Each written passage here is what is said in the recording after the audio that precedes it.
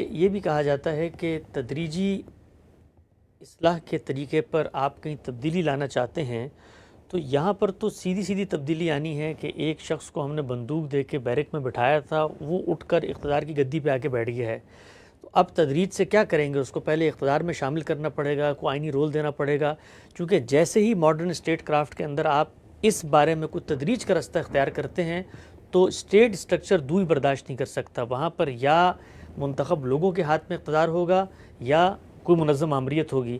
یہ جو درمیان کا تدریج کا طریقہ ہے یہ فوج کے باب میں روبہ عمل ہو ہی نہیں سکتا۔ ہمارے سیاستدانوں نے ہمیشہ یہ اختیار کیا۔ لوگ سیاستدانوں کو ہدف متعین بناتے ہیں۔ جو مشکل ان کو ہمارے ملک میں پیش آئی ہے وہ دنیا میں کم پیش آئی ہے۔ یعنی اس طرح کی فوج، اتنی طاقتور فوج، وہ یہ فیصلہ کیے بیٹھی ہے، اس کے پاس اپنا ایک نیریٹو ہے، وہ اپنے بیانیے کے مطابق تبدیلیاں چاہتی ہے، یہ سب کچھ ہے، اور پھر اقدام کرنے کا ایسا حوصلہ ہے کہ 3 مرتبہ اس نے اقتدار پر قبضہ کر لیا اور ایک منتخب وزیر اعظم کو چوہے کی طرح اٹھایا اور اٹھا کر کسی کولڈی میں ڈال دیا۔ کوئی معمولی بات ہے؟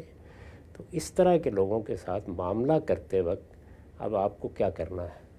تو دیکھیے ہمارے سیاستدان یہی کرتے رہے، یعنی وہ لوگ کہ جمہوریت کے علمبردار رہے ہیں ان کو مارشل لاء کے زمانے میں بعض اوقات وزارتیں قبول کرنی پڑی، بیٹھ کر مذاکرات کرنے پڑے ہیں، بعض جو تدریجی اقدامات تھے ان کا حصہ بننا پڑا ہے۔ اب میں نہیں چاہتا کہ نام لوں، تو آپ دیکھ لیجئے، یعنی ہر نوع کے سیاستدان، ہر پارٹی کے سیاستدان وہ اسی طریقے سے حصہ بنتے رہے اور بن کر راستہ نکالتے ہیں۔ میں یہ کہتا ہوں کہ یہ تو آپ نے اقتدار میں اپنا حصہ وصول کر لیا اور پھر ایک تدریج میں چلے، نہیں، یہ بات کہ یہ معاملہ ہونا ہی تدریجی ارتقاء کے طریقے پر ہے، اس کو پہلے زیر بحث آنا چاہیے، اس کے منازل متعین ہونے چاہیے، اس کے اوپر گفتگو ہونی چاہیے، پھر اس کے بعد یہ کوئی خفیہ سازش نہیں ہے، سیدھے طریقے سے یہ طے کرنا چاہیے کہ اس وقت کیا کرنا ہے، کل کیا کرنا ہے۔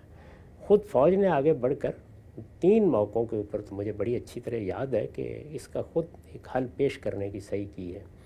یاد ہوگا آپ کو کہ ہمارے ایک کماندار کو یا سپہ سالار کو اسی حل پیش کرنے کی پاداش میں استعفیٰ دینے پہ مجبور کر دیا گیا تھا۔ تو یہ سب معاملات ہوئے ہیں۔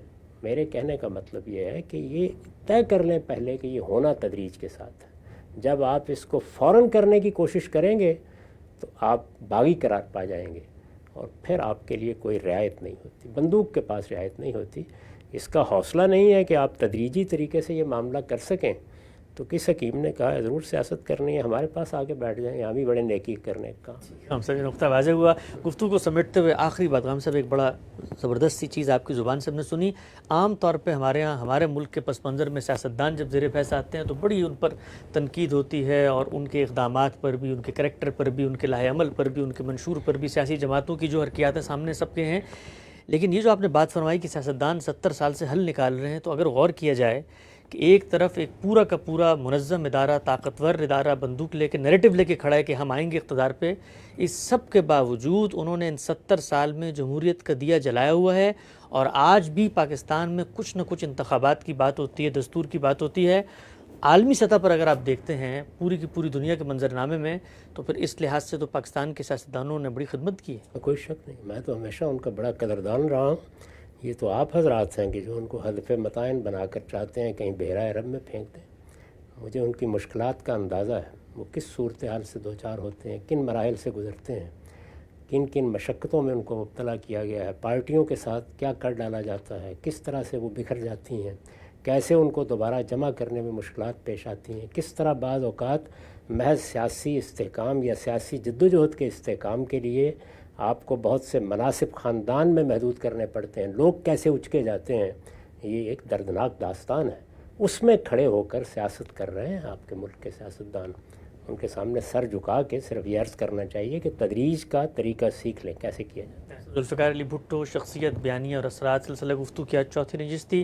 مختلف تاریخی اور فکری پہلوؤں پر ہم صاحب سے استفادہ کرتے ہیں، اس کا مقصد بھی یہ ہے کہ موجودہ دور میں ہم اس سے کچھ سیکھ سکیں اور آگے کا کوئی مرتب منظم لائحہ عمل بھی بنائیں۔ وقت یہاں پہ ختم ہوتا ہے، دوبارہ حاضر خدمت ہوں گے، اب تک آپ کو